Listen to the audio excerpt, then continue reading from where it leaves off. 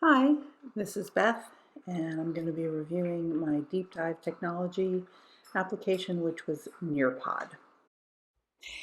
Nearpod is an online presentation tool that provides a database of lessons for K through 12 students. The lessons can either be used in the classroom with students or more likely these days remotely, either synchronously or asynchronously. The app is free, but there are paid versions that provide greater features. Once you open the app, there are many ways to search for what you'd like to use with students. You can search by grade. You can search by subject. For instance, if I'm looking for math lessons for second graders, I can look at all the different things that are available.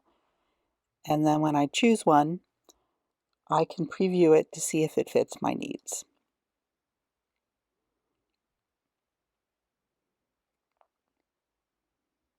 You can also search by state standards or Common Core standards, for instance.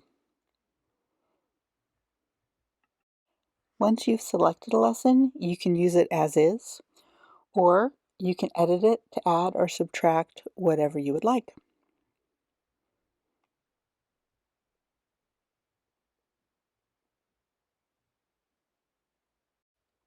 Once you've completed editing the lesson, you can send it out several different ways to the students. You can choose a live-paced lesson or student-led lesson, and there are many different ways to send out different links or codes for the students to log in and complete the lesson. Lots of teachers raved about the fact that if you have pre-made Google Slides, you can transport them into Nearpod. To do that, you do need to install that into your Google account, and then you can use the already pre-made lessons you have put on Google Slides into Nearpod. Once you do that, you can easily transfer those lessons into your Nearpod library. I am not a teacher of kids. I teach adults and professionals.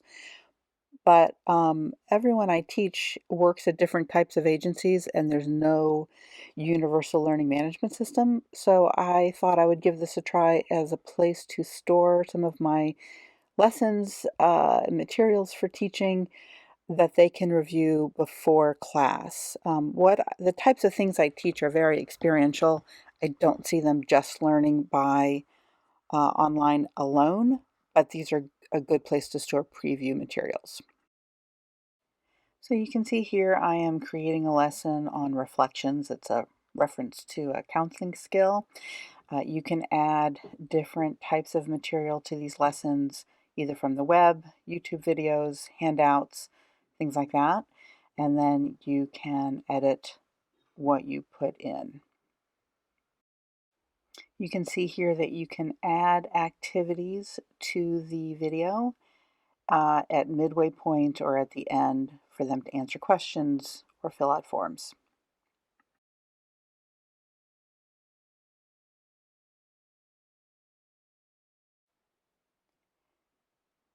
And here I am adding files to the lesson to support the video education. In regards to the ID principles, Nearpod does it pretty well. The one exception would be the modality principle. I sampled many lessons and didn't hear any narration. That doesn't mean it's not there, I just didn't find any lessons with it. Any teacher importing their Google Slides into Nearpod could add narration on their own. The multimedia principle was met in that there was a variety of media that could be used, including 3D images, videos, graphs, maps, and charts. The slides were well illustrated with appropriate graphics and text, keeping it to the one concept per slide and meeting the contiguity principle. Since there was no narration, the redundancy principle of not pairing narration with on-screen text could not be violated. The coherence principle was met as the slides were well designed with only information related to the topic at hand. Of course, any of these principles could have been violated in teacher-created slides. I enjoyed working with this platform and seeing how creative teaching school children can be.